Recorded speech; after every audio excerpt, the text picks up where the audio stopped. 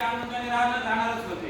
पण हे दैत्यवृत्त जे अत्याचार वगैरे चालू होते त्यावेळेस शिवाजी महाराजांचा जन्म झाला त्यावेळेस त्यांच्या आईने त्यांच्या बालमनावरती हेच बिंबवलं होतं की आपल्याला हा अत्याचार काही करून बंद करायचा आहे.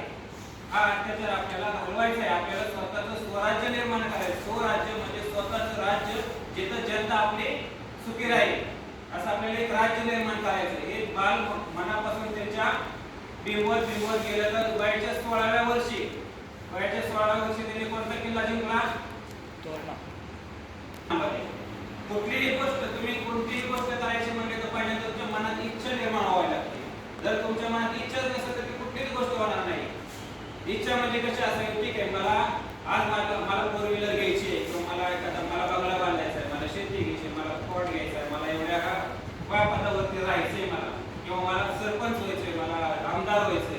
ही इच्छा पहिल्यांदा तुमच्या मनात आली तर त्याला सुरुवात होईल.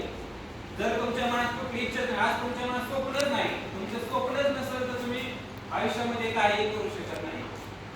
आपल्याला नेहमी थोर पुरुषांच्या याच्या चरित्रातून किंवा हेच गोष्ट घ्यायची की त्यांनी स्वप्न पाहिलं होतं आणि ते त्यांनी सत्यात उतरवण्यासाठी प्रयत्न केला आणि त्यांनी ते सत्यात उतरवलंच.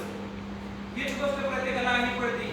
हाच नियम निसर्गाने सगळ्याला लागू केलेला आहे. तुम्ही एखादी गोष्ट बघा, तुम्हाला असं समजून चला मला टाटामध्ये मला जॉब करायचा आहे, त्यासाठी मी काय केले पाहिजे, किती मला स्किल मिळवलं पाहिजे, ते तुम्ही मिळवणारच.